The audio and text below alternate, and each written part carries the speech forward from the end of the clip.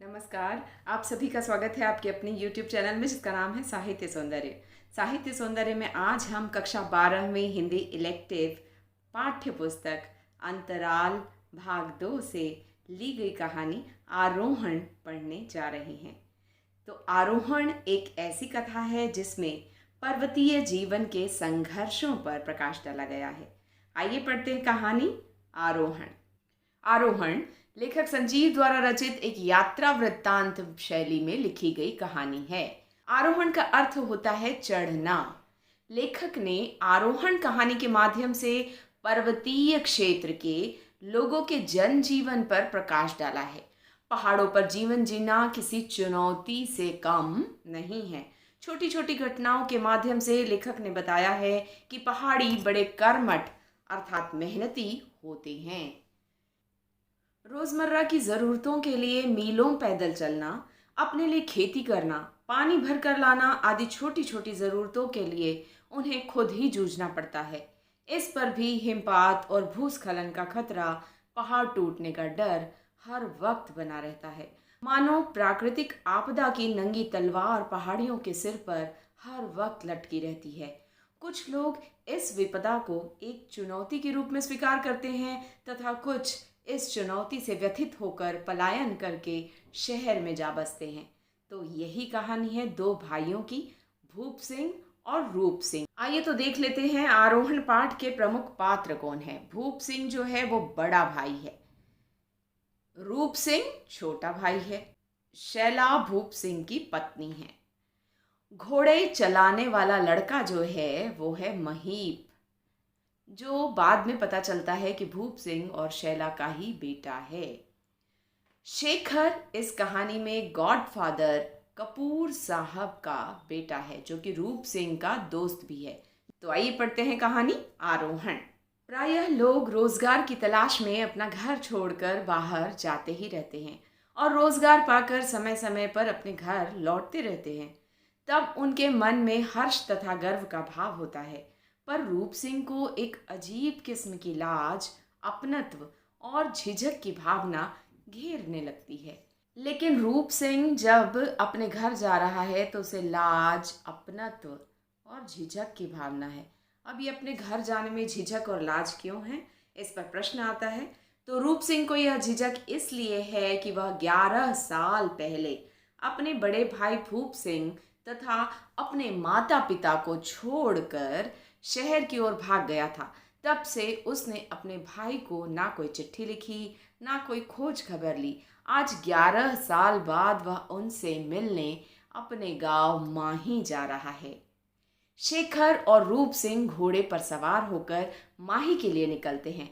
घोड़े वाले उस लड़के के रोजगार के बारे में वे सोच रहे हैं जिसने उनको घोड़े पर सवार कर रखा है, और स्वयं बेचारा छोटा सा बच्चा पैदल चल रहा है।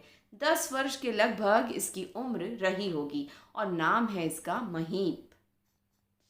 राह में चलते हुए शेखर और रूप सिंह पहाड़ की प्रजातियां, उस पर चढ़ने के लिए किए जाने वाले कार्य आदि पर चर्चा करते हैं, क्योंकि दोनों ही पर्वतारोहण से जुड़े हुए हैं।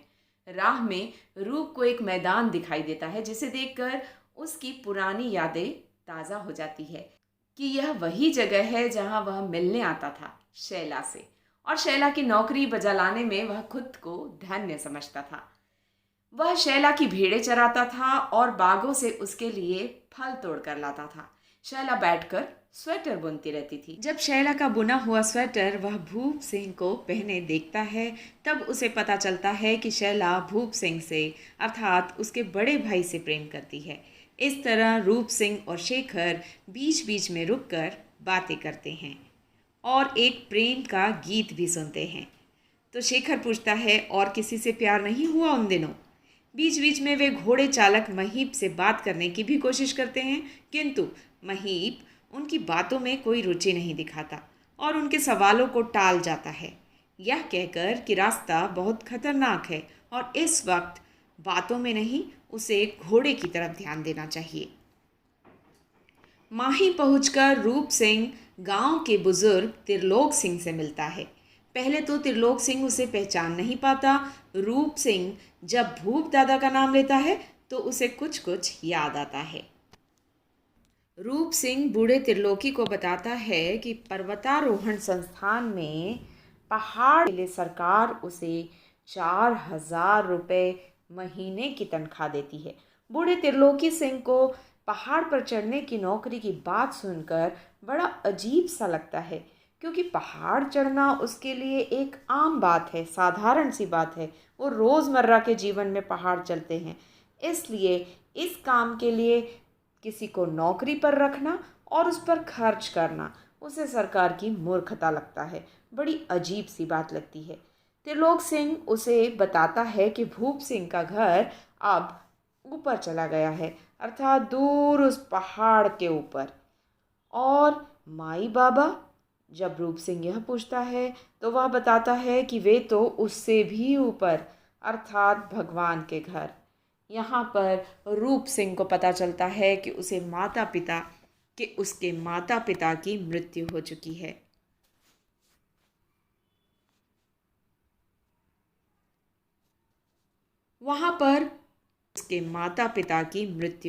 है। यहाँ पर गांव के लोग एक राज खोलते हैं कि जो बच्चा तुम्हें पहाड़ पर घोड़े पर बैठा कर लाया है वह तुम्हारे भाई भूप दादा का ही बेटा है, और उनसे नाराज़ होकर घर छोड़कर चला गया था।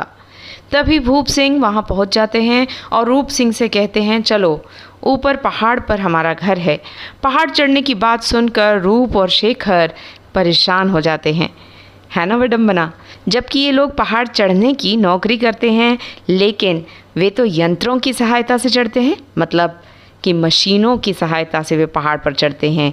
रस्सियाँ, बल्लियाँ उनका प्रयोग करते हुए चढ़ते हैं।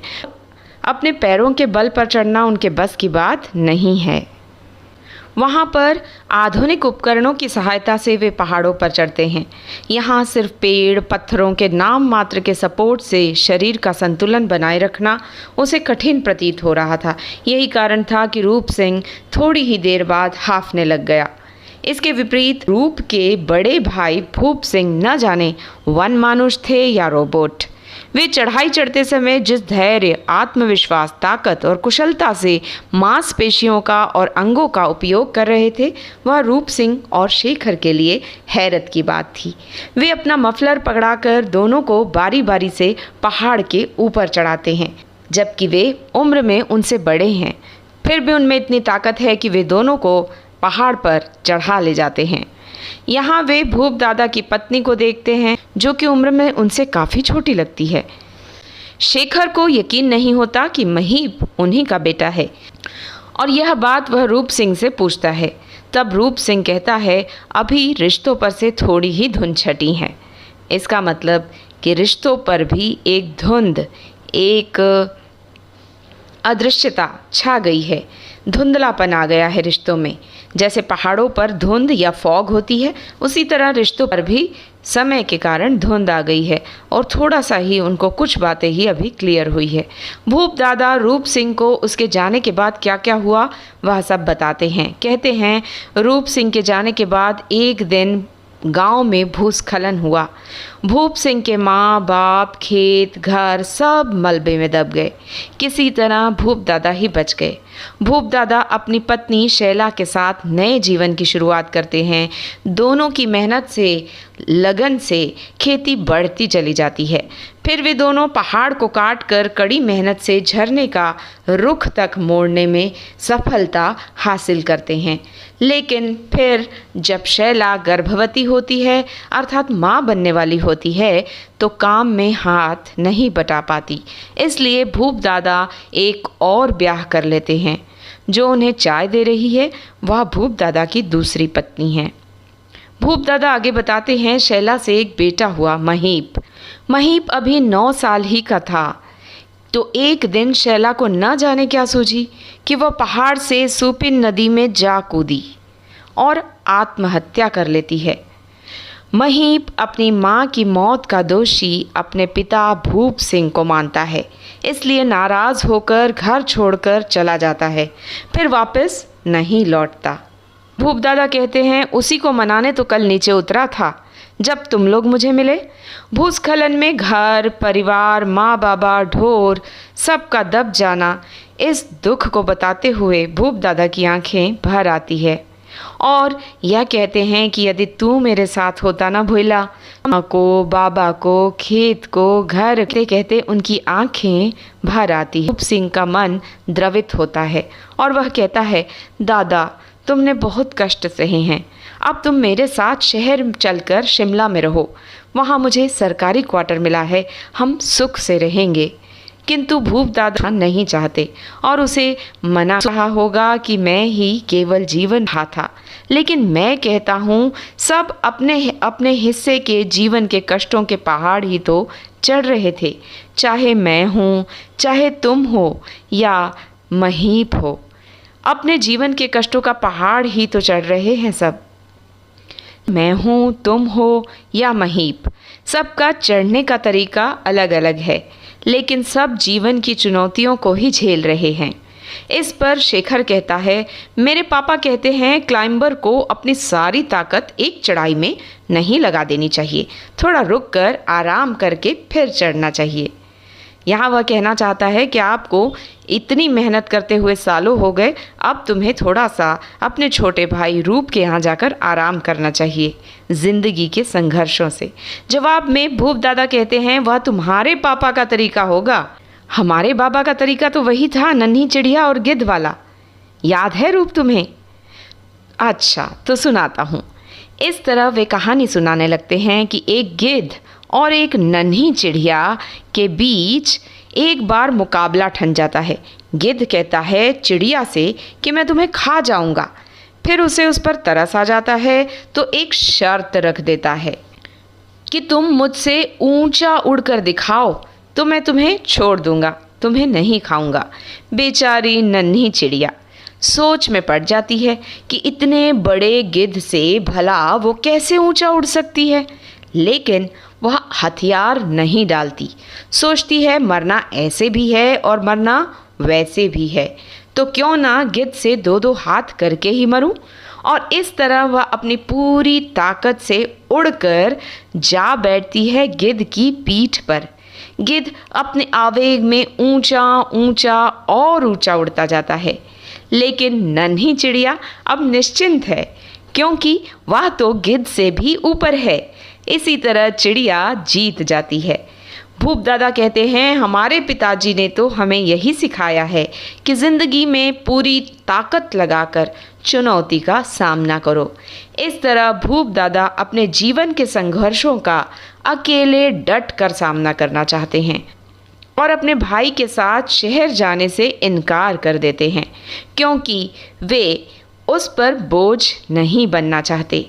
अपने जीवन की चुनौतियों से अपने दम पर संघर्ष करना चाहते हैं।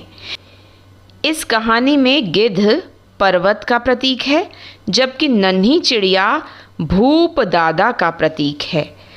तो भूप दादा पहाड़ से नहीं डरते और पहाड़ के ऊपर ही जाकर अपना घर बना लेते हैं। उम्मीद करती हूँ आरोहण कहानी आपको भली भांति समझ में आ गई होगी। यदि आप आरोहण कहानी से संबंधित MCQ के वीडियो चाहते हैं तो आप कमेंट बॉक्स में लिखिए, आपके लिए आरोहण पाठ पर आधारित MCQ का वीडियो अवश्य बना दिया जाएगा। अगले वीडियो में फिर मिलते हैं, तब तक के लिए गुड बाय, नमस्कार।